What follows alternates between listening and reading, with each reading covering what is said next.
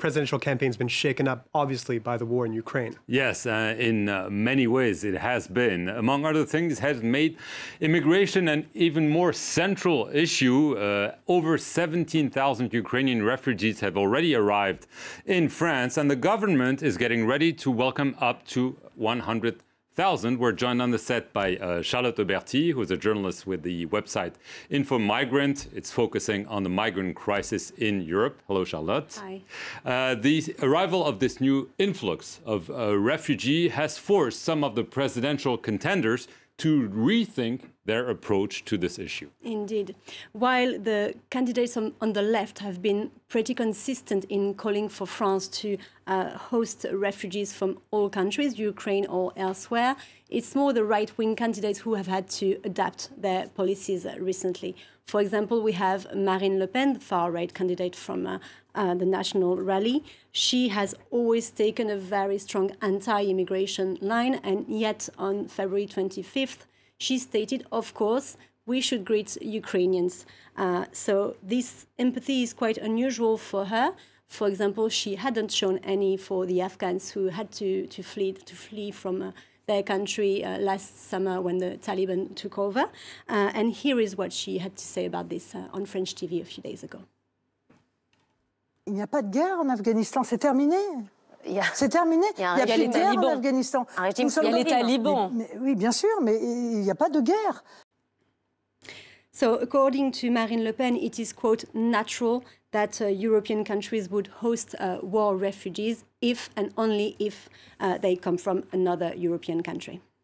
According to a poll, 80% of the French population is actually in favor of receiving some Ukrainian refugees. Yes, and this poll might explain some of the candidates' change of tone, actually. We can talk about Éric Zemmour, the other far-right candidate. He struggled a bit to clarify his position since the outbreak of the war in Ukraine. In his program, though, he's very clear. He's against all sorts of immigration, whether legal or illegal. And at first, he tried to retain this stance. He said he didn't want refugees to come to France. He wanted them to stay in Poland. But recently, he changed his rhetoric. He now says he's in favor of giving visas to Ukrainians. And he explained during a TV debate on March 10th that it is because he now feels close to the Ukrainians because they are, quote, Europeans and Christians. What about those who are not on the far right? Where do they position themselves on this issue? We can talk about Valérie Pécresse. She's the right-wing candidate from Les Républicains. According to her, we need to show our solidarity to the Ukrainians, which she refers to them as true refugees. She wrote a column in the French newspaper Le Figaro, and she made a very clear difference between these so-called true refugees and the other, quote, the fake refugees who have unlawfully entered Europe these past few years. This could be a reference to economic migrants or to asylum seekers who come from other countries. And finally, there's Emmanuel Macron, of course, the president running for re-election. He has been keen to show his support to Ukrainians.